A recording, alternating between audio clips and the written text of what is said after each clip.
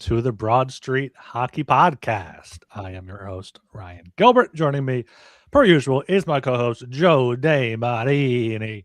And back once again, an honorary co-host here. Once again, back again is Jacob Russell. I'm sure everyone's doing great in Flyers land. Nice road trip on Disney on Ice. Everyone's just happy-go-lucky here in Philadelphia, right? It's been worse. I felt much worse personally. Yeah, felt better. The road trip. I just want to get it out of the way early. It's whatever. They went 2-2. They got goalied against the Kraken. Sometimes that happens. What can you do? They didn't have it against the Flames. It happens. You shit the bed sometimes. You bounce back. But they beat the Canucks and they beat a cup contender in the Oilers. So, I can't be mad at that. Well, that New Year's Eve in Calgary, it's always hard to resist that nightlife. So I can understand why it was a little tough to focus on the game that night. For sure. Yeah. Rockin' Calgary nightlife. Absolutely there. Good road trip. Flyers, thanks to FanDuel, of course, for sponsoring us. FanDuel, Philadelphia Flyers to make the playoffs, plus 130. And something else I was looking at, I had my orange tinted glasses on. I was checking out FanDuel.com, FanDuel on the app. You can get them over there. The Flyers stage of elimination. The Flyers to win a round, plus 850 for them to lose in the second round of the playoffs. It was plus 450 to lose in the first round before the season. That's a bet I gave out. That is now plus 230 to lose in the first round. But this team could win around. Jacob and I were talking about it a little bit. You never know. This East is awful. But FanDuel there. Make sure you check them out for all your. I've been saying nobody in the Eastern Conference scares me outside of the Canes, the Lightning, and the Panthers. Well, and the Red Wings. I think the Red Wings scare you, Joe. They don't scare me at all, but they might win the division, which is I don't believe it yet. But I don't think they're going to get the Panthers or the Lightning. It would be weird. It'd be like a weird standings thing for that to happen. And Pyotr Kochetkov on the Canes is out for the season, it looks like. Freddie Anderson has been hot garbage. So they've been depending on this rookie goaltender to get them be cooked. Season. He might actually be cooked. They got Brandon Bussey and they got Butt backing him up. Yeah, so maybe the Canes aren't as scary as I thought 2 weeks ago. No. I mean, the Canes, and they're not like a team where you turn it on in the playoffs. But this is way far away from what we have to discuss here. So much things to discuss. Of course, the Christian Dvorak stuff. We have to get into that. Cutter Gauthier is returning to Philadelphia in 3 hours. 3 hours. Puck drop is Trevor Zegras revenge game. Ryan Poehling coming back. I'm hoping Ryan Poehling gets a video because. The Flyers missed Ryan Poehling. They missed him so much. They gave Christian Dvorak a 5-year extension. I was waiting for it. But let's start positive on the road trip, because the road trip, it was good. That Edmonton game, Jacob and I did a post game after it. It was a game that they could have went down early. Dan Vladar has been fantastic for them. Much like in Seattle, they got goalied. Didn't really know Philip Grubauer still had that in him to have a 915 save percentage or whatever he has, but a 2-2 road trip out west, Disney on Ice trip, and especially if you include that game in Chicago in that road trip, because that was a back-to-back with travel. They grinded out that win without Barkey for half of it, without Sanheim for the third period or most of the third period. And Calgary, I didn't even watch that. The second half of back-to-backs, the Flyers are just going to lose. So that's why games like tonight, when the Ducks are on the second half of a back-to-back, you have to win. There's going to be so many schedule mismatches the rest of the way that you have to win those games that are presented to you. And they got thumped by the Caps last night, so hopefully they're feeling a little down and sad about themselves, and the Flyers can take advantage. Yeah, they've lost 6 in a row too now. The Ducks have. Yeah, the Ducks have really cooled down from their early season start. But they're going to come out hot. And obviously, there's 800 guys who have played for the other team in this game. So we didn't even mention Jamie Drysdale. Everyone forgot about Jamie. Old dry guy once again making his return. So it's always fun to see. This is I think it's maybe one of the first times that a Flyers Ducks game is interesting. These have become increasingly interesting when in the past, the last 20 years before that, I'm not watching the Flyers and the Ducks at 10 p.m. It's obviously at 7 right now, but if they're playing in Anaheim, that's a game you usually would skip. Not going to happen anymore. I don't think it was a reason to very late. The on ice trip, right? Yeah. Mhm. Like that could be your New Year's game. Nobody's gonna watch that like 10 years ago. Yeah, Yeah. I was surprised they haven't. They go out west in March 18th, 19th, and 21st at Anaheim, the Kings in San Jose. So one more Flyers after dark trip, the rest of the way. But yeah, this like I don't know if the atmosphere is going to be the same tonight as it was last year. I don't know if it'll be that raucous, but like it should be because like this team is better now. Like this team can actually win games. The Ducks are a better team now, even though they are cooled off. So it's interesting to see what happens tonight with the fans in the arena because it should be sold out. First home game back. College kids still on holiday break, so should be Are you going? pretty raucous. I am going. Yes, of course. Okay, Oh, come on. you got to report back on the. Yeah, you got to daily report. preview. Yeah. I will report back. I'm sure no one else will be reporting on that. So I'll get the inside scoop on how it is there inside the arena. The Xbox, love it. Inside the The Xbox. Xbox. Denver Barkey has been fantastic. Let's just get some more positives out of the way before we start yelling at each other. Denver Barkey's been really good. Jamie Drysdale said today on BroStreetHockey.com, I believe Thomas Williams wrote that up, that now it's time for Trevor Zegras to get his revenge against the Ducks after Drysdale got it. So go read BroStreetHockey.com. I think we had 10 articles up there on Monday, like 5 or 6 up there today on Dvorak, on the World Juniors, on Barkey, on the Gauthier trade, on everything. We got everything covered. And congratulations to Jack Berglund of Team Sweden for winning World Juniors. That was dope. That guy's a dog. That guy's a dog right there. He is. I also just want to put in one hot take for tonight's game. Like, I don't know if you can bet on this at FanDuel. We're stretching. I'm limbered up. Zegras is hitting the Michigan tonight. Big stretch. I don't think you can bet on lacrosse. You can't bet on Michigan type now. No, you can't. That if you bet Trevor Zegras to score Michigan as a prop bet, the FBI comes to your door. They arrest you. They come to your door and you go to jail. Yeah. Sounds right. Sounds right. But yeah, I do like. I don't know what the numbers are on Zegras to score. I like Zegras to score, definitely, for sure, in one way or another. Probably a solid. It's probably the best odds on the team, so it's probably like just plus money. But end-time goal score is plus 190 for Zegras, plus 160 for TK.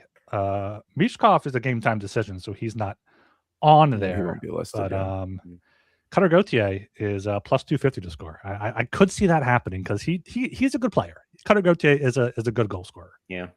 He scores goals. He definitely does that. He do be scoring. I think 250 is kind of. No, never mind. It's a good number. I'm just saying it's a good number. Objectively, it's kind of a good number. He shrinks in big games though, from what we've seen. Well, that's what I've been hearing from my sources. Actually, a lot of tears. There's going to be a lot of tears over there. Yeah, if only we could find out why he didn't want to play in Philadelphia. Like if only someone could tell us that story. But I guess there's no media access allowed to the Anaheim Ducks, so we'll never know. Cutter Gauthier is just behind closed doors. It's not really a matter of allowing them; it's a matter of them showing up. But yeah, the media is not really going to go to the rink. Yeah. All right. Are we ready to tear each other? I'm not going to get that mad. I think this is. I'm going to try to take the center here. Okay. Arbiter or the I'm definitely not as positive as Joe, but I don't think I'm as angry as Gilbs. Yeah. I do want closer towards Gilbs though. I do want to put that out there. Much closer. Yeah. And I want to make it clear from the get-go. I don't love this contract. I don't think it's a home run. I just don't think it's nearly as catastrophic as people are making it out to be. So that's where we're starting from today. Okay, yeah, like on a scale of like 1 is like Andrew McDonald, Ilya Bryzgalov bad, and 10 is like a steal for whatever. It's probably like a 3 or a 4. Like it's not awful. It's not going to completely hamstring you. 10 is the Carl Grundstrom contract. It's like it's not catastrophic. It is not awful. You can work around it. The Flyers backed themselves into this corner to the point where like, okay, we're going to overpay for 1 year when he could have went to Vancouver for 3 years. And if the Flyers knew they would even consider bringing him back, why not just give him 3 years at the $4 million? Because like if this extension was 2 or 3 years and that was it, even at the $5 million, I'd be like, okay. And yeah, you're gonna say, oh, they can move them in years 4 and 5 if they have to. But by that point, if the Flyers are performing well, Rick Tocchet loves him. Rick Tocchet's not going to let him go. That's probably part of the reason they weren't going to trade him, is because it's Rick Tocchet's guy. He's reliable. He plays power play, plays penalty kill. He's a solid middle six center. He's a bottom six center on a contending team. He's a guy that you have. But as Jacob wrote today, like, you need to be finding those next Dvoraks that you can get on cheaper contracts and younger, not a 5-year deal for a 30-year-old. But I don't think the Flyers are at that point yet where, like, we see the Panthers cycle through guys at the bottom of their lineup all the time because the rest of their roster is so good. Sometimes you have to play the hand you're dealt, and the hand the Flyers were dealt is there's no free agents coming. This is probably the best center that was available this year, and they would still need a center next year. Like the good teams, they sign the contracts and then they figure it out later. Like, that's just how it is. Like, okay, we're going to sign a 6-year Brad Marchand extension and he'll play till he's 44. We don't care. We'll figure that out down the line when we get there. You sometimes have to take these kinds of gambles on, like, this is the hand we're dealt. This is what we have to do. And we're going to play it as it lays. Like, I don't know, man. And yes, you could buy it out. Yes, you could trade it. I think we should also consider expansion. Like, the league is going to expand probably. We're not considering expansion, Joe. He's done. He's out. He's I do just want to clarify, because I see some comments here. I'm not saying Dvorak would have taken a 2-year deal right now, or even a 3-year deal right now. But in the offseason, Dvorak said he left the Canucks. There was a report offered him 3 years at $4 million a year. I would rather the Flyers have done that in the offseason. Worst case scenario, Dvorak's a 4C for 3 years that don't matter at $4 million, which is not going to be a big deal when Forster needs his next big contract, when Michkov comes up here. Like, I think this, not to completely change the story, but I think this also speaks to how they feel about Jet Luchenko and the other centers in their system. They're like, okay, Luchenko's not ready to come up and be the 3C. We need Dvorak here to do that. And I like Dvorak as a player. I've loved what he's done with the Flyers. Just, this is his best year of his career by far, and it will be.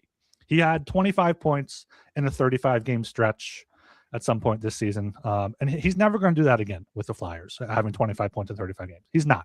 It's very much Trevor Zegras is just making the plays, and credit to Dvorak for finishing them off. But like, and yeah, you need somebody to play center. You need Christian Dvorak to play center.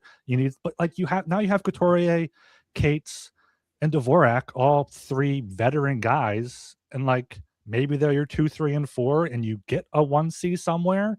But I don't know. I just feel like it's too long and it's too much money. And the bigger issue for me, which they weren't going to do, is they should have traded him.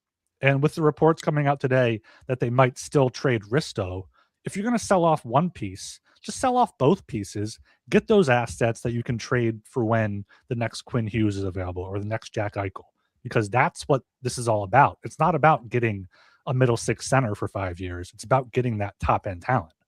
Right. But they don't have, like, I know they don't have the top end talent, but they need something. Like, we've been talking about for years, how are we going to know how good these wingers are if they don't have NHL caliber centers in the middle? Dvorak is one of those.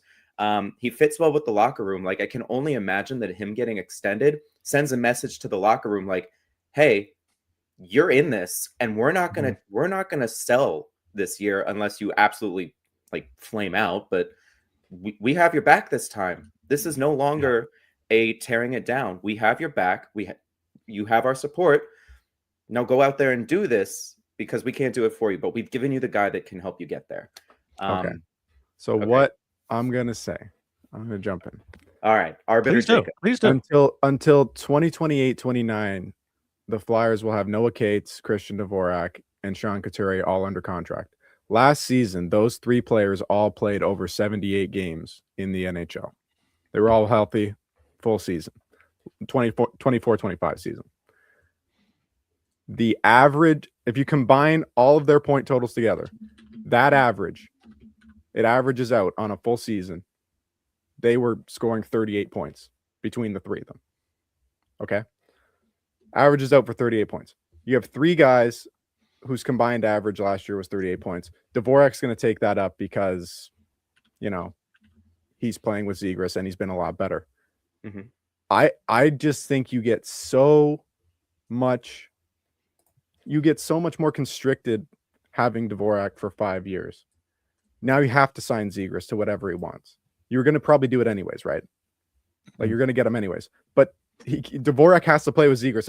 If Christian Dvorak, I promise you, if Christian Dvorak does not play with Trevor Zegras, if you play Dvorak with Grabenkin and Bobby Brink, or you play Dvorak with Carl Grunstrom and X winger, right? He will be a 34, 35 point player. I don't know why I said 34. Okay. 35. Yeah. So that will add to your other 2 guys who are defensive first 35 point players and declining. Cates maybe has some ascendancy. Dvorak will never be this good again. I promise you, I've seen him play for 9 years. He has never been anywhere as effective offensively as this. If he is, great. But that's the only pathway for this to be a good contract is if he continues to play at a career best level for 3 more years. I mean, and then the last 2 years, it doesn't really matter. Yeah, then you can do what is when we're there. But at that point, you're still going to need another center, and you're going to need a really good one. I just want to pause here. I just want to pause here and share a comment from iProdigy. I'm assuming they're talking about Jacob Russell here. What's this beautiful lad's name? I agree with him big time. That must be about you, Russ. That's Jacob. Yeah. Why are you assuming that? Because you're the beautiful lad. You were the one talking. Yeah. Yeah. Okay. Sorry, Jacob. I appreciate it.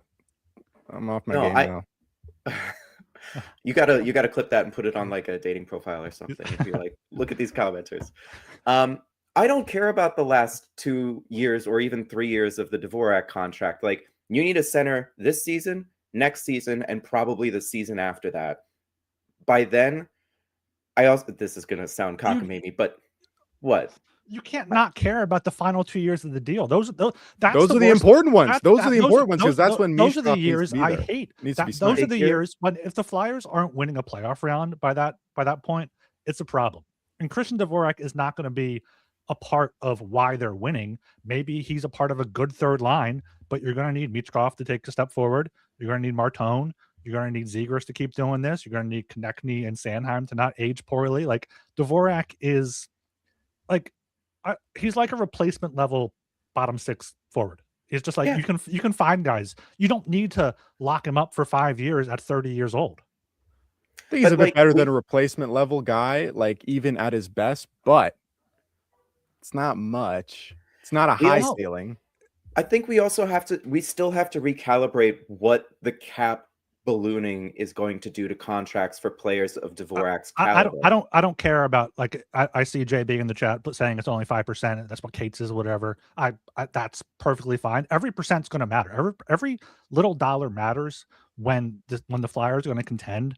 They need every dollar to go out and get these big name free agents, or use this $5 million in cap space to trade Owen Tippett and a prospect for someone making $4 million more than Tippett, take on a quote unquote bad contract for someone who's an actual top 6 center instead of getting this for Dvorak.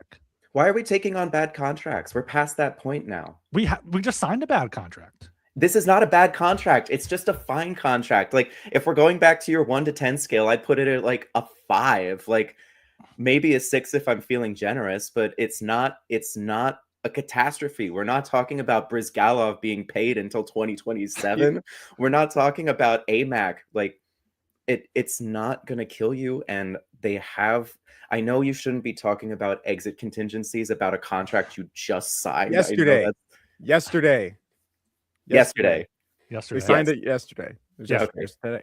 It was last night. Yeah, last night. Yeah, I didn't remember. I sleep late. I never remember. He had to go to Zegras' house. Time isn't real. Time isn't real. Not really. He had to go visit Trevor Zegras to be the witness. At 11 p.m. So it was almost today. To be fair, it was almost today. Almost today.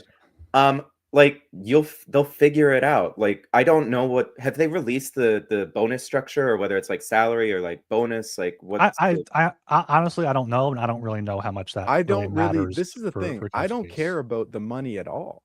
I don't think it really matters all that much. It's just I'm worried. being there. You between the start of the season, they gave at the start of the season, in the offseason, they gave Dvorak 5.4 for 1 year as like this sort of presented as a sort of massive overpay at the start of the season to get him on a 1 year deal.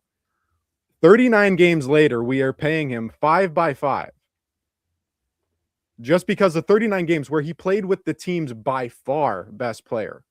He's been latched to his hip for basically the entire time he's been on the team. So I don't like the thought process of immediately half a season makes it that this guy who was a tertiary piece, a deadline, trade deadline fodder, now he is like the guy. This is new Couturier. This is like, we're going to try and play those two interchangeably. And we're going to have this glut of two-way centermen who we can somehow, and then somewhere along the way, we pick up, a 70-point center, and we'll worry about that when we get down the line. That's not. Who was it? Austin Matthews. They're going to trade for him this summer. That would not make me happy. Trust me. We would have to do a 3-hour live stream if they trade for Austin Matthews. I know this was going to sound ridiculous. The way his no trade protections line up, it's the summer that Austin Matthews and Connor McDavid would become free agents. So maybe the Flyers have structured the no trades so that if they get that option, they can move on from him. But the reason I asked about the salary and bonuses is if you do get into the last year or 2 years of the contract and you need to buy him out, like, is it a buyout proof contract or is it one that's not going to kill you that bad? I know this is like, why are we talking about this the day after it got signed? But you get what I'm saying. I'm thinking about the fit on the ice. That's all I'm thinking about personally. You move him to wing. Move him to wing if you have already to. We have 800 too many wingers. Fourth line wing. Carl Grundstrom You're paying showed $5 up. million for Carl Grundstrom showed up and immediately became like a top 6 winger on the hockey team. Immediately went on the power play. They could just pull guys from anywhere. Maybe it turns out. Like, I don't think the gap in skill as a winger between Dvorak and Grundstrom is very big whatsoever. No, not at all. They were both second-round picks, and Grundstrom honestly probably has a bit more after this season, runway to get better than Dvorak does. Dvorak has been Dvorak since his second year in the league, essentially. He's the Habs. Great locker room guy. I like Christian Dvorak. Great locker room guy. Really well liked. You could see when they went back, when the Flyers went back on the trip to Montreal. He was a really well liked guy by everyone in the locker room. So it's not about Christian Dvorak. He's going to be good the rest of this season. I don't doubt that. But if you take him away from Zegras, if you put him on a third line, I think you got another guy who is like fine. He's okay. But his role of the Christian Dvorak role, if he's not playing with Zegras, is filled and exceeded by Cates and Couturier, more than likely. Look, I don't care if he's an overpaid fourth liner for the last season of the contract. If it's a 1 year thing, whatever. You deal with it that season and then you get someone new the following year. Like, it's fine. But I just, it's fine. It's fine. I don't get like the sky is not falling. To me, you view it as an okay contract. I view it as Michael Raffle trying on the left wing of the first line next to Claude Giroux for 3 years. We just keep trying it. It's like maybe he'll find that hot streak again. Maybe we'll find it. We're just digging holes and trying to find diamonds. And it's like you ever watch Gold Rush? Ever watch that?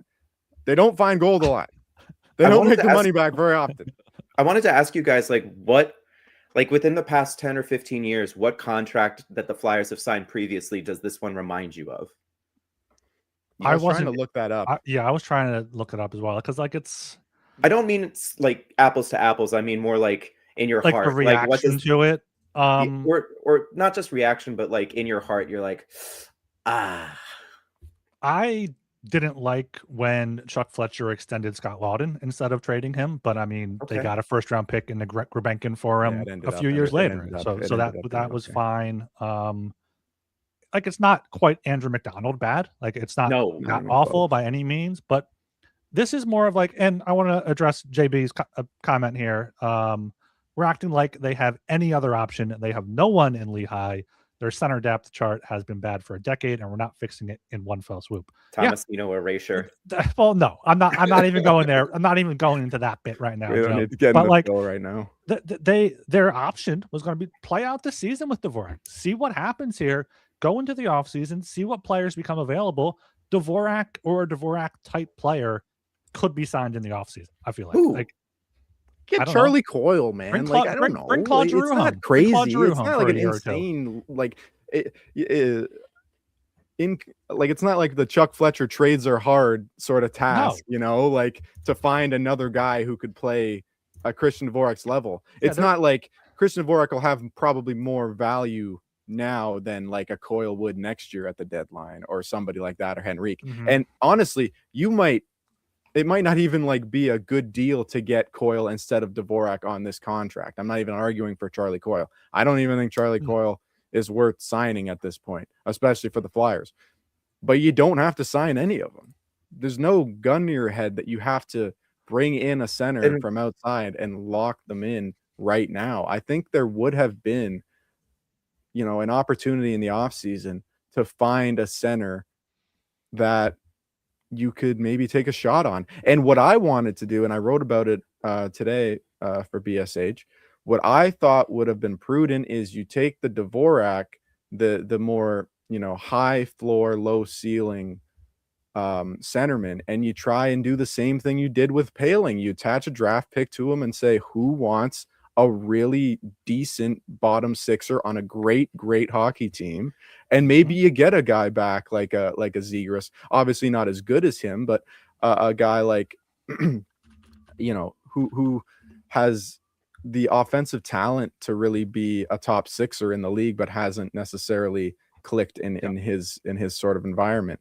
I'm not talking about like Tage Thompson necessarily, but somebody in that realm, like lower tiered, you could have maybe taken a shot at instead of just locking up Dvorak. And now it's Christian Dvorak, middle six center for the next 5 years or 4 years. That's my main issue is like the assets that they could have got for Dvorak if they traded him. Like they could have packaged him with a young, like an Emil Andre, or even with Risto, give them both to a playoff team. Like they could easily trade him and something else to a playoff team because the East is wide open. The West is going to be an arms race. There are going to be teams looking for centers like Christian Dvorak that you could have got either a first round pick for or the equivalent. Like Winnipeg's not in it, but like a Cole Perfetti or Brad Lambert, like someone like that on a team that's in it, maybe like a Maverick Bourque type from Dallas. I know he's not a center, but like someone like that. I'm not too well knowledge there on the Western Conference young centers like that I haven't been there, but like that's my main thing, and I'm trying to separate that though because I know the Flyers weren't going to do that, so I'm trying to separate they didn't trade him from the they didn't need to extend him. Because they didn't need to extend him. Like, can I just? I pulled this up. I'm gonna rattle off the list of free agent centers that are going to be available this summer. All right, stop me when you've heard enough. I don't want any of them. Anders Lee, Nick Schmaltz, Evgeny Malkin, Andrei Kopitar, Nick Charlie Schmaltz Coyle. I'm interested in, actually. I take Schmaltz. he's not a center. Not really. Well, not really. No. He's a winger. JG Pajot. I'm not against JG Pajot, to be honest with you. I take Ryan Paling back. I don't view any of these guys much different than Christian Dvorak outside of this start of the year. I'll tell you that. Bring him in for 2 or 3 years. They're all like 34 years old. That's the thing. They're all like in their 30s already. Like they're all much older. Yeah, there's no ideal option in free agency, but that doesn't mean there's no one out there. We can't get creative to try to trade. Let's lock up Christian Dvorak for 5 years. They can still make it's not A or B. It's not A or B. They can still make the move for a center, but you can't convince maybe a free agent center or an RFA to offer sheet and be like, hey, we have this spot available. Because you have your captain, you have Noah Cates, you're a great two-way center, and you have Dvorak. And I don't think any of them are going to be playing 4C. You can move Cates to wing, or Dvorak to wing. Like if you can they cannot move Dvorak to wing on this contract. They absolutely cannot. Well, not at the beginning. At least until year 4. Yeah, you're not. Put Cates on the wing then. That was what his position was when he first joined the league. They moved him there because they literally had no one else. they can be flexible with it. They're not locked into these 3 centers, even though it looks like it. They can move them around in the lineup if they have to. Again, I don't think Cates is going to be a better winger than like a Bobby Brink. No. I think his best utility is at center. I think Coots can only play center, or else he's barely really an NHL player. I'm being honest. And unless Dvorak, he's 4th line left wing. That's what you're not playing him there. Okay, you can't do that yet. Again, it's the same with Dvorak. It's the exact same thing actually with Dvorak. You have to wait to do that with Coots to the end. You have to wait to do that to the end with Dvorak, because you can't justify, the end of next year. We get to not this upcoming March. We get to next March after that, and Dvorak's 4LW with Rodrigo Aballs. It's not really looking too great. Yeah. We know about the off seasons. You can look ahead. There's a comment. You can look about the off season because then you can look at what free agents are available. But yeah, it's not good. Like, what's the best case scenario of this? Like, Dvorak continues this pace the rest of the way. He's on pace for like 50 or 60 points. 53, I think. 52. Yeah, like, he's not going to keep that up. If he's a 40-point player the rest of the contract, I think that's a win. Like, there's very little potential upside.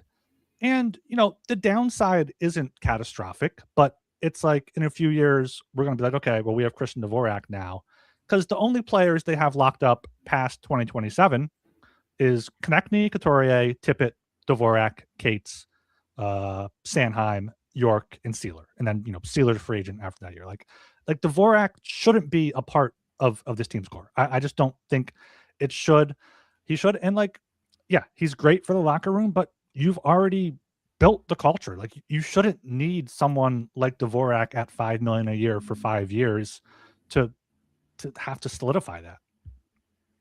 It's just tough to see, for me, a long-term path for Dvorak to actually fulfill that contract and make it seem like not something that was worthwhile doing, because I think the first 2 years at minimum, it's going to at least be decent, especially if they keep him with Zegras. But when you look down the line, I think you get to like year 3 and you're starting to look at Dvorak, and what is that? He'd probably be like 32, 33. And you're kind of just sitting there like, well, we got him and we got Couturier, and they have to be in the lineup. They have to play center. I mean, they're going to have to for the foreseeable future. And that's going to be the time when you're hopefully contending. Right. And Carter Martin in his sophomore year, Mishkov hopefully is fully rounded into his whatever his final form hopefully is. And you can offset the cap hit. Dvorak and Coots there. And you can offset the cap hit because of all the ELCs. Like, also, I don't know if this was clarified yet. So it's the full NTC the first 2 years. Year 3 is a 20-team NTC. Year 4 is a 5-team NTC. Okay. Right. So, and then no trade in the 5th. You can trade it if you have to. We're absolute worst case scenario. And I mean, ideally in 2 or 3 years, or especially 4 years, you have a Luchenko or a Nesbitt or a Berglund ready, or someone that comes out of nowhere, or a Philip Tomasino comes out of nowhere. Like, you could have these guys, and moving Dvorak to wing on that contract, maybe you do trade him at that point if someone else wants him. But if someone steps up, he's only going to decline, I feel like, and you're buying high on him. And the thing, it just feels like the same old Flyers with his contract. It feels like a Paul Holmgren, Chuck Fletcher type of move. It does. It does. I cannot in good conscience let that one go. No, I still have full belief in Danny Briere, but this is the first time he's, I think, completely mismanaged an asset. I think I have a name also, just quickly. We did not sign him or extend him, but very Valtteri Filppula vibes for me. What? Yeah. Just like Mal Filppula at his best was actually much better than Christian Dvorak ever was. Yeah, but old Filppula was not good. Maybe like Matt Reed had an extension. Was that a great idea? Maybe not. Probably not. But I think he, at least the first year, he was pretty good, and that doesn't really work the same. Yeah. But I don't want to. I love Matt Reed with all my heart. So I can't Reed. shit on. Yeah. I can't shit on Matt Reed. So I did just double check the way the salary's broken down. This is from Puckpedia. I don't know if it's like fully up to date or like fully accurate yet. It's as accurate as you can get publicly, I think. I think so. It says contract breakdown to be confirmed, so it might still have like some like small details to work out. There are signing bonuses in years 1, 2, and 3, and then it is just base salary in the final 2 years. That is a contract that I think you could pretty easily buy out the last 2 years and not get burned on. Like, I think Sean Couturier's contract would burn you because it's all signing bonuses. Yeah, I mean, but like, I don't know. Having it being buyoutable is just like such a like the fact that I know you're not bringing that up as an argument, saying, but it's just I don't really get what the argument's supposed to do in favor of the contract because if you're signing Christian Dvorak to any contract, I hope to God you can buy it out. But this is he's not a guy who should deserve that type of protection is what I mean. It's not like he's a terrible hockey player. It's just like you're not going to give him full no move for all 5 years. Like I hope you wouldn't. Yeah. This goes back to what I said at the start, which is you get the guy and then you figure the shit out later. Like they've left themselves so many contingency plans to get out from this contract if it turns bad. Like hopefully it doesn't. I like Christian Dvorak. I think he's good. I don't know if I ever said that at the beginning, but I clearly do think he's Are you saying Dvorak is the guy, or once you get the guy you figure it out? No, like sometimes you, like I said, you play the hand you're dealt, and this is the way things have fallen. This is the way things have shaken out for the Flyers, and not just the Flyers but the league as a whole. But Danny's the dealer. Danny's the dealer in the situation. You play the hand you're dealt. Like he could have folded. Yeah, the dealer doesn't normally fold. Could have just checked. This analogy, the dealer doesn't normally fold. Viewers, that's not how card games work normally. But yeah, he could have passed on this one. You know, it didn't have to be. You already found the gem in Zegras this year. You know, like I think that was like if nothing else was positive from this season, it's that Trevor Zegras looks like your best player right now, like as it stands. And I don't think anyone thought that was a layup by any sense of any stretch. And the one thing, okay, sorry, go ahead. No, and it's just like Dvorak is largely a beneficiary of that. Yeah. I don't think it's necessarily like Dvorak's going to, Dvorak is, it's definitely got to be, because you can see it visually and through statistics, that Zegras is better with Dvorak because of Zegras's talents finally being allowed to flourish. And maybe it is partially because of having a defensive center beside him who can do all the dirty work, but there's a lot of guys who can do that, and you got two of them on your hockey team currently. Yeah, and like if Dvorak is Zegras's center even in 2 years, that's a big problem. If Dvorak is the best center you had to play with Zegras, even next year, like I want someone that has more upside to play with Zegras, and like I want Zegras at center, and this just I feel like completely ends that hope. Just the problem with that also is if next year you find a better center for Zegras, Christian Dvorak contract sucks. Well, they'd have to trade Cates. They'd probably have to trade Cates. But it doesn't matter trading Cates, because if you put Dvorak, again, like I said, you put Dvorak with Brink, even like a Brink and Mishkov sort of flank on Dvorak, I don't think he's going to be very good. I think it is literally he plays really well in the Tocchet system, but the offensive part of his game is Zegras. You look at the guy's on ice vision is unbelievable. Like he can find whoever is there, is out there. And me and Gilbs were talking about a couple times last week. There are some tap-ins that Dvorak, hasn't been scoring as of recently. Like there are some really good chances he hasn't been cashing in. And those are created by Trevor Zegras. They're not Christian Dvorak, going end to end or starting a play. Even like the Barkey play that we saw, where he kind of passes it off and just flies down the ice through the neutral zone. Dvorak's not doing that either. He's playing a very sensible game. Yeah. You guys are still mad about the fact that he whiffed on that pass from Couturier out of the corner.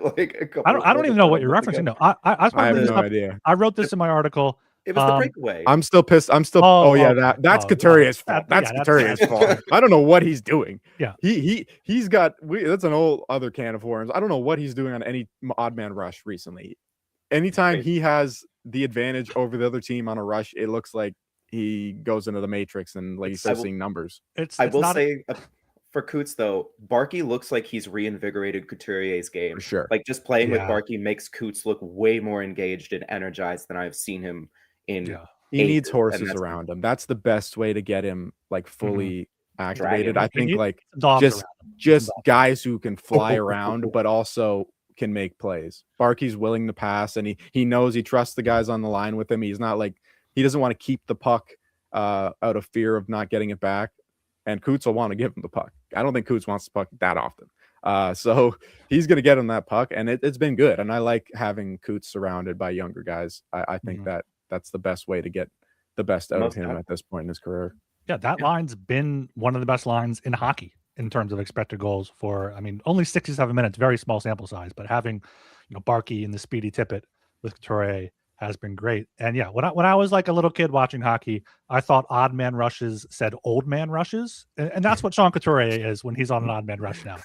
It's an old man rush when Sean Couturier and Sean Couturier and Christian Dvorak. That's going to be an old man rush pretty soon. They'll be old man rushing for quite a long time now. Let me tell you that, buddy. So Dvorak has 25 points so far. 6 of them have come via an empty net goal or an assist on an empty net goal. And I have a stat in here. He has 9 goals. 4 of them were assisted by Zegras, 4 by Konechny, and 3 by Tippett. Some combination there. Like he's only played with Zegras much primarily, and then either Konechny or Tippett. So like we have no idea what he is when he's on a true checking line with Brink and Grundstrom or something. Well, I can kind of tell you what he is. He's a player. He's Ryan Poehling. He's Scott Laughton. That's what he is. Like the 0.0 WAR player. He is the replacement player. If you want to play him not next to Zegras or someone who can kickstart his offense, maybe he turned it around. Maybe after a decade of professional hockey, he's going to start scoring on actual goalies. Maybe that's what it's going to be, but I find that just way too optimistic of a prediction to actually take seriously. For any more than honestly the rest of this year. When that contract kicks in, I expect him to be Christian Dvorak again. Fine, which is fine. A fine NHL player. It's fine. It's fine, but the Flyers have always been fine, Joe. They've been fine. They've been fine for quite a while. I mean, maybe Dvorak is going to defy the aging curve. I know he had injuries recently and finally got surgery and was good at the end of last year in Montreal. But even last year in Montreal, when he played, I think with like Josh Anderson and Brendan Gallagher or Jake Evans, guys like that. Like that's what he was. And that's a good 3C. And the Flyers already have 2 of them with Couturier and Cates. And now they have 3 of the 4 center spots locked up. And Rodrigo Abels, I was looking at the Flyers penalty killing stats. He's been killing it. So he's been a good enough 4C, especially with either Grundstrom and or Grebenkin on that 4th line. And he's an Olympian. He is an Olympian as well. Yes. And Dan Vladar too. That was officialized today as well. Unfortunately. We've got, how many do the Flyers have then? Risto, Sanheim, Vladar, Abels. Just 4, right? Just the 4, right? Pierre-Edouard Bellemare always counts. Bellemare is always a Flyer in my heart. No, I think that's it. I think that is it. That's probably it. If there was a Russian team, maybe we'd have Michkov, but maybe not this year. Not this year. I did a hypothetical Team Russia Olympic roster. I think that was over the summer though, and Michkov was like barely made the cut, so I don't know if he would have made it. They got a lot of wingers. I'll say that, but it depends. Again, does Team Russia want to take a 4th line of grinders? Like hypothetically, would they? Because then it's like 6 spots, and there's a lot of good Russian wingers, and one of them is Alexander Ovechkin, and he would have played. But that's all hypothetical. You don't have to worry about that. Probably better, honestly. It's probably better that he's not doing any of that anyways.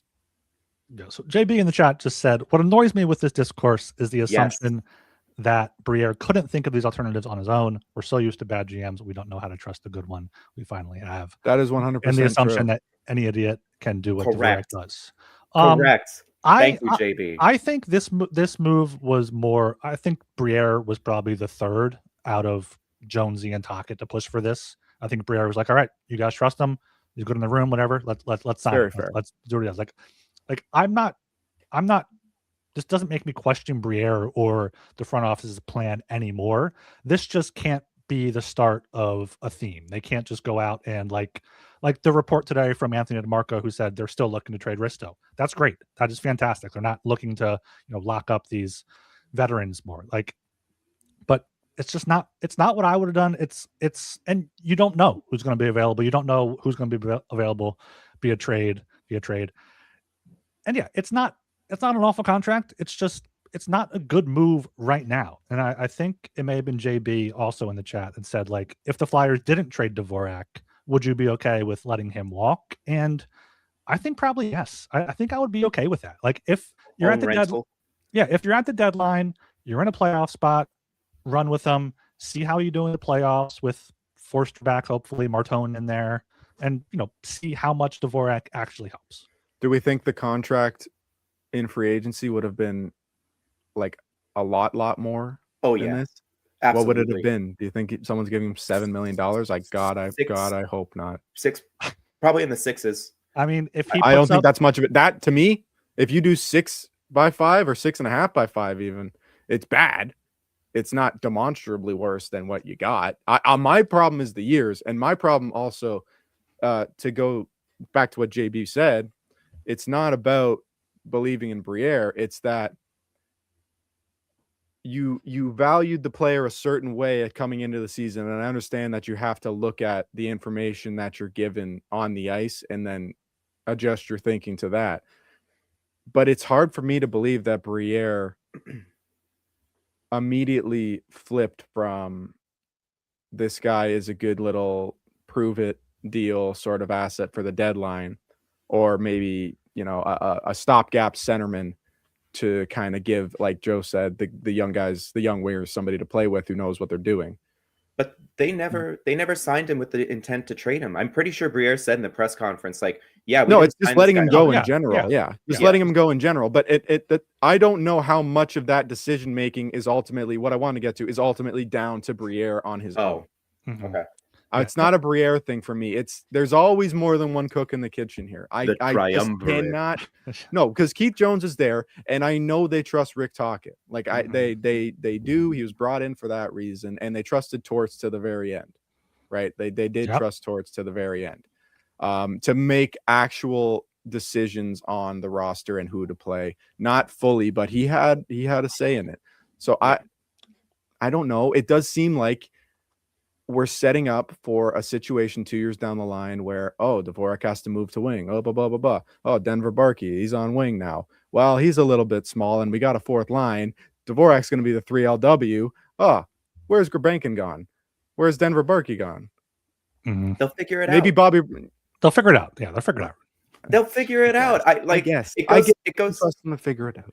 I guess. That's what I mean. Back in 5 years and we'll see if they figured it out. I guess you guys are so trauma pilled from past. I don't even think like it's just. I believe in their drafting. I don't think that their roster, like besides the Zegras thing, I don't know if that the roster management has been like above and beyond fantastic. It's been. I think it's been pretty good. Yeah, I mean, it's been good. Not fantastic, but like trading Frost and Farabee when they did, like they're clearly mid players. Like, I guess I'd rather have Dvorak at this contract than whatever they were at, but like what I don't like is giving Dvorak this deal with the no trade clause, knowing that you have players coming up that need contracts and see this. It gives the players leverage. They're like, okay, you gave Dvorak a no trade clause. Let's get a no trade clause. That happened. That already started with the Sealer thing. No, I know, but they could have put a stop to it. This is also what I'm saying. No, but this is also what I'm saying. It's becoming a trend with this management group also, where you get a little bit more here and there. I mean, all three of them former players too, which I think is possibly pretty rare. These aren't full contract, full NMCs. Like TK gets one. He's a leadership group. Like I get why he got that protection. Sealer only got 2 years of trade protection. Dvorak only gets the first 4 years and it changes throughout. Tippett's a 10-team NTC throughout the contract. Like these are not, as someone who writes about the Blues, these are not the Doug Armstrong boat anchors that you sign your like 30-year-old defenseman to for 6-7 years. They're 6-7. Like brutal. They're You're not losing me really bad right now. I'm losing it. Just losing me. But they're not the boat anchor contracts that you see other GMs signing. Would it be better to have 0 trade protections at all? Maybe. But like, if the compromise is some trade protection and it's still bringing the cap hit down, go for it. I think this is the last thing I really want to specifically say is just there's no part of me that thinks this is the contract that's going to sink the Flyers or ruin their competitive window. None of that. I don't think Christian Dvorak is a bad player. Actually, when I don't know if you guys remember when he came in, I was like, yeah, he's pretty good. I'm pretty positive about this. I kind of like what they're doing. I like the idea. Mm-hmm. Yeah. It's just what happened. It's just you're really attaching yourself to things that I don't know if in the future you're gonna be feeling the same way about. I don't think it'll be as special. I don't think there'll be as scarcity on Christian Dvorak the way it seems to be now. And it does look funny to me. You can't, you can't look back on prior moves with new information and try to armchair quarterback it, but you weren't willing to give him multiple years at the start of the year. You put him with the guy who had a career renaissance and is probably going to be on the cover of an NHL game again. And then you're like, oh my God, this guy's amazing. Yeah. That's the thought process that I can't get out of my head because it just doesn't seem like it's congruent with the rest of the stuff they've been doing. Like the Risto thing makes sense. It falls in line with how they've kind of done it throughout the Briere-Jones tenure, at least for most of it. And with it being a Tocchet guy, I don't know. It's a sticky one. I don't know how willing Tocchet will be to move him up and down if that or off the center ice position if that becomes what's best for the team, because again, you got another coach sort of guy, which you need, but I don't know if it's necessarily enough I think we can to where you need to go. I think we can look at Noah Juulsen as an example. Like Juulsen played because Risto Noah was Juulsen's out. not an NHL player anymore. Risto's back, Juulsen's out. Like Juulsen is one of Tocchet's guys, and as soon as Rasmus Ristolainen came back, he was like, yeah, sorry, Noah, all of these guys are better than you. I'm going to play them. You're the 7. And he scratched Andre for that second half of a back-to-back because I can't have this guy sitting in the press box for 3 weeks. Yeah. It makes sense. Yeah. Grebenkin made this team out of camp, like, despite other veterans or other favorites even, like Alex Bump. Like, I don't buy that Tocchet is going to pick his guys over the rising talents or the better players yet, because the only real example we have is Noah Juulsen, and once Risto was back, he was like, "You're boxed." As soon as Denver Barkey has shown up now and has like solidified himself as solidified for now as a top 9 forward. He has. He's like, all right, Delorier, Hathaway, you guys got to go because Grundstrom has shown up and shown he can do better, and Grebenkin, he needs to play. I can't just like have him sitting on the bench either. Like he has sat the vets to let these guys get their minutes. I don't just believe that he's going to pick Dvorak over whoever in 2-3 years time. I'm not worried about that at all. Like Tocchet said on Monday, I was asked about Barkey. He was like, yeah, I don't like kids sitting for a long time. He was like, even like now, I don't want him living out of his suitcase for too long. We got to make a decision on this kid to see what happens. So I'm not worried about Tocchet mismanaging the ice time in terms of roster management. It's more of like, okay, this Dvorak piece is immovable for the next 3 years at the very least. And you don't know how these prospects are going to develop. Maybe Jet Luchenko gets a full year in the AHL next year, and he's ready to be a middle 6 center in 2 years. And then you still have Dvorak, Cates, Coots, and Luchenko coming up. And maybe then you make it work. Well, yeah, would have been a lot easier to make it work if you didn't have Dvorak at this contract. And so what do you do for the 2 years while you wait for Jet Luchenko to come along? I just think that signing Dvorak to this contract puts you in a position where it is advantageous for you to keep putting him in really good positions in the lineup, regardless of his play. And his play has warranted it right now. But it just seems like, to me, a very, very safe, we got our guy here, let's just keep him around and we can see what we can do around it. and hopefully we're gonna have to stumble upon another center who's very, very good to really make it work. But it just seems like you settled for the first guy who played well with Zegras. Mm-hmm. Yeah, and I forgot what I was saying, but do we think the centers of let's say Dvorak, Couturier, Cates, and Abels this year, with if Forster was healthy, or even next year with those centers, you get Forster, you get Martone up, is that enough to make the playoffs and win a round? Like, is that enough down the middle to have the wingers carry the load offensively and the centers be more defensive? Like, are we confident in that? Or is it more like, okay, if they get a good matchup, maybe they can win a round? This year, I think yes. Next year, it depends if the wingers develop. Like if Michkov is back on track, if Martone is a stud out the gate, and everyone's healthy, and they don't blow it up in the summer, which I doubt they would do. Why would they? But if anything, they'll trade like Tippett or Brink for a center, like if that becomes available. Yeah. But what I was going to say is like, yeah, I just think this is a year too early to get someone like Dvorak and lock him up. Like as Jacob was saying, we can't armchair quarterback and be like, oh, they should have just signed a 3-year deal in the summer, like I've been saying. But like this was the example: you overpay money wise for 1 year, you put him in a position to succeed, you buy him low in the offseason, you sell him high at the deadline, and you get more assets for the future. That is my main contention with this. And I can't just completely ignore saying like, oh, the Flyers were never going to do that. They said we're not selling this year. Because of course you're going to say that. You're going to say, okay, we're going to try for the playoffs. But if this team has another injury or two between now and the deadline, they're between a rock and a hard place. They can't trade Dvorak. Maybe they'll trade Risto, but like they'll just be another, 13th overall pick or something if they have a key injury. I think for the go ahead, Joe. Go ahead, Joe. I got two things. Number one, one of the reasons they kind of gave when they signed TK was that in 2 or 3 years, we're going to need a TK, and that's kind of hard to get. In 2 years, they might need a Dvorak.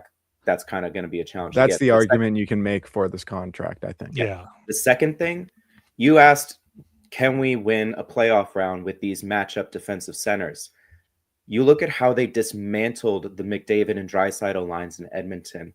Those guys, like Couturier, I think had the McDavid matchup, and I believe it was Dvorak had the Draisaitl matchup, and those guys dominated those two lines. I don't care if we're doing the Couturier McDavid matchup right now. Obviously, they're not making the Cup final. Neither of those teams made the Cup final. Let's keep it a buck. Let's keep it a buck. It's true. If we're doing that discussion though, I'm going into for.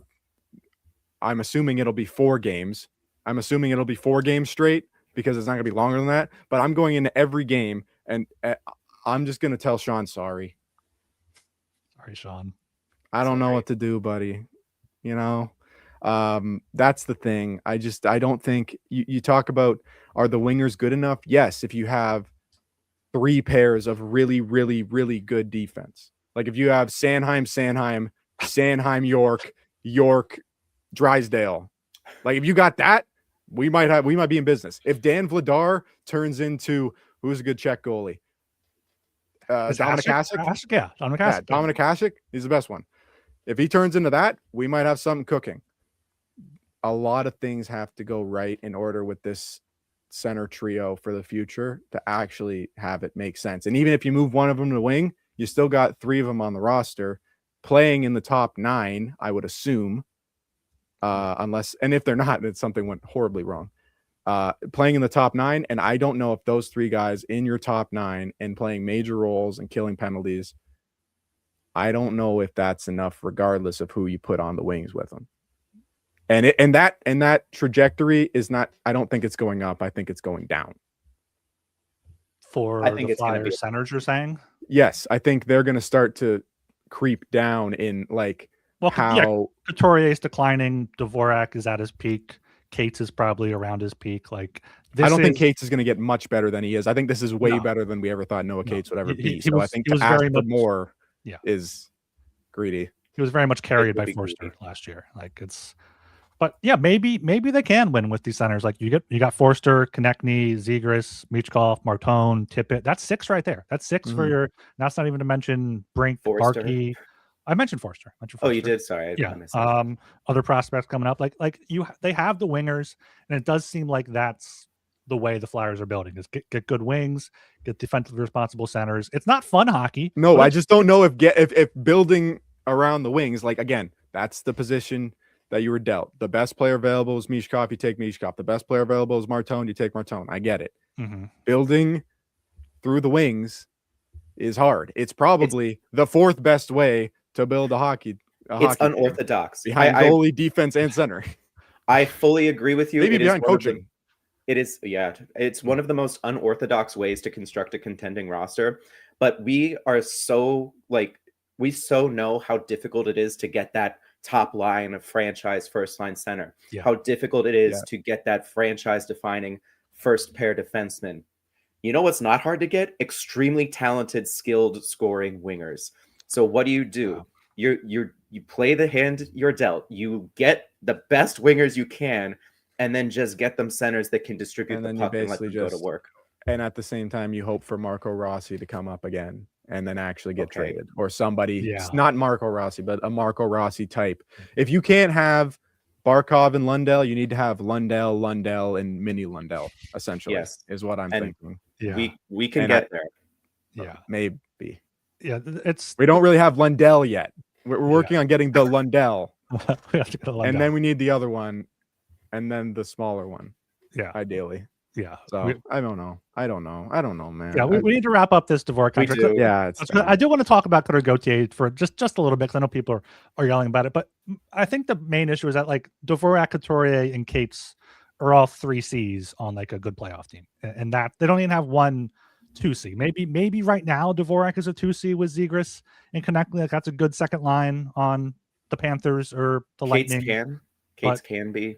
Cates, if he has Forster and someone else good with him. Cates in the Ryan Hartman way that Thomas was talking about. Or if you have one of the best wingers in the league in Kaprizov, and is Boldy on the other side of him, one of the best goal scorers? I thought he said Zuccarello. I think Boldy's the second line. I think Boldy's the second line. But yeah, I do feel better now after talking this all out. Feel better about the contract, because the Flyers do need a center. It just didn't need to be 5 years. It didn't need to be Dvorak, but he's here. He's a known quantity. Hopefully him and Zegras can be a good duo for the rest of this year and next year, and we'll see what happens. Not sexy. It's not sexy. It doesn't handcuff you at all, but it's just you didn't have to do it. That's what it is. I guess that's hopefully the best case scenario is 40 points, 35, 30. Yeah, I'd take that. I'd take that to the bank all day. His career high is 38, and he has only played 82 games once in a season. I mean, that 38 points was in the shortened season in 2020. He played all those games, by the way. I think in the shortened seasons he did play. He played 56, but he's 56 next season. So yeah, he's a good player. Wins a lot of faceoffs, penalty kill, power play for some reason. He's a good player. Well, I like him. I like him as a player. It's just a questionable contract. I don't think he'll be on power play forever. I think that's just I hope we got what we got. We got to do what we can, So there is no power play anyways. It's all figment of our imagination. It's like Shutter Island. But before we wrap this up, last thing, I know his career high is 38 points, but in those two COVID shortened seasons, he had 31 and 33 and 56. So that's about a half a point. That's a little over a half a point a game. Get another pandemic so we can really realize the full potential of the CD. Hey, I mean, someone in the Slack was like, we might not be here in 2031 anyway, so never know. Who cares? That's the LA Dodgers meta. Just follow that. Just defer the money to an unknown date. You'll get it eventually. It'll happen. It's the Dodgers. Are we not going to have it in 2038? That's why they're called the Dodgers. They're dodging the pay. That's exactly. And on that note, let's go over to this Cutter Gauthier thing. Okay. Talk some Cutter. Cole Keller, not Cole Cutter, wrote an article at BrushDocker.com. It's time for Flyers fans to move on from the Cutter Gauthier discourse, which I agree with. Cutter Gauthier didn't want to play here. We hate him. We're always going to hate him. But in the Flyers, I think the Flyers lost the trade. I would rather have Cutter Gauthier than Jamie Drysdale. I don't think that's unfair to say, but they did the best with what they could. They kept it under wraps, and that probably helped build a relationship to get Zegras. So all in all, you can't be too upset about it. you can absolutely boo and yell at Cutter Gauthier. That's my point. Yeah, I fully agree. It probably set the table for Zegras. It was reported that the original Gauthier deal was larger and was going to include Zegras, but Briere was like, I'm not ready to. I think that Flyers would have had to part with some even more assets, like a first-round pick or something. And Briere was like, I'm not ready to do all that. So he waited a year and a half. And by then, Zegras' stock had fallen so low. I mean, they almost traded him at the draft to the Canadiens, I think, in 2024. Yeah. And then as soon as the Habs realized they could get Demidov, they were like, well, we don't need Zegras anymore. So that fell through. I mean, yeah. And you know, the Gauthier trade is another one of those where you can kind of tie it all together. It's like, yeah, I really liked what Briere did with that. You did the best you could. Jamie Drysdale has looked much better this year. I think he's a very, very solid, like offensively minded fourth defenseman. I think third, fourth, middle pair. And he can play some power play. You get a second round pick too with it. And then they, you know, blew all four of those second rounders. I don't even know which one it was that Jack they got. Murtagh, it is the Murtagh. So I like Murtagh. I do too. A lot. That's a really you're making fun of my voice. No, I actually genuinely like Jack Murtagh. He can fly and he can rip it. He's cool. He is very good. He is very, like, that's a fun player to have. And you know, I don't, obviously you don't like Cutter. I don't think I'm gonna get over like thinking about having another 35 goal scorer just because how many have they had? Who snubs John LeClair? Who snubs John LeClair? Come on. Yeah, ridiculous. I mean, I don't like him. It's not like I think like, oh, we should have kept him. It's just I don't have good feelings about the whole thing. It doesn't feel good. I just like, you know, that they were able to get something for him, and that's all you can do. You just boo him, and I don't know. It was fun. I booed A-Rod when I went to Jays games when I was growing up, and I don't even think A-Rod really did anything to me. I don't think Jays were never in the playoffs, so it wasn't really that deep. But Jamie's better. We gotta like that was always a good one. I like that too. That's always. I think we can bring that through because that also.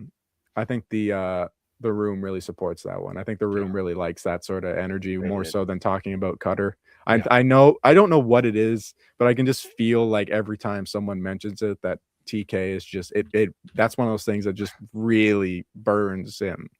Shut up about this kid. Like why are you talking? Yeah, he just please shut the fuck up. Like I do not care at all. Yeah. So yeah, I think what's been going on is bound to happen. It's never going to get much better for the kid. And you know, it's always going to be it gives some meaning to a game that really had none for the entire existence of Flyers and Ducks history. So he made his bed. He made his bed. It's more vitriol than the Luca Spiza return game with Danny Savret. Listen, this kid made his nest because he's a Duck. God. Yeah. All right. We're not doing predictions here. We're an hour and 10 in. Fantastic discussion today here, boys. Loved you guys in the chat as well. Keep coming back. Yeah, thank you for thanks, joining. guys. Appreciate it. We're typically live every Monday or Tuesday, early in the week, usually 3 or 4 p.m. in the afternoon. I'll try to do a better job of scheduling these out so you guys know when to look for us. Follow Broad Street Hockey on Instagram. Jacob and I are doing a fantastic job over there. I'll have these guys tagged in the tweet for this podcast. And thanks to FanDuel for sponsoring us, of course. And read and subscribe, BroadStreetHockey.com. Any closing words here? Where can they find you, Gilbs? You can find me on Blue Sky at RyanGilbert.bsky.social. You guys, do you want to plug yourselves? Go ahead. Go ahead, Russ. I just you've been skeeting. You've been skeeting more. I know. I don't know if I want you to say that about me on a public forum. I love seeing your skeets, Jake. Yeah, I'll never get used. I'll never get used to call. I don't like that app whatsoever. If I'm being honest, it's not anything about the people on the app. It's a good app. Everyone from Philadelphia is apparently on Blue Sky. I don't know how that worked. Yeah. I get way more engagement there than I got on Twitter in the last 5 years. I posted something on Twitter and it felt like I was like yelling into an Amazon warehouse. So it's great, but I'm not I'm never gonna get the usernames down. I will be tagged in the post. Okay, just if you Yes. wanna Yeah. come follow me. My face is my profile picture. I've already given my data away to everybody, so it's fine. Nice. You will be able to identify me. Yes. Haven't we all at this point? My username is at jfdmarini.bsky.social, and we, in our age group, have given away all of our personal data. It is all gone. So Yes. yeah. Yes, Anyway, absolutely. Follow the Broad Street Hockey Instagram. Okay, Yes, just that's do the that. big one. That's all I Broad, really Broad care ST about. Hockey on Instagram there to follow the Broad Street Hockey on Instagram. All right. Until next time, thanks for watching. Go Flyers.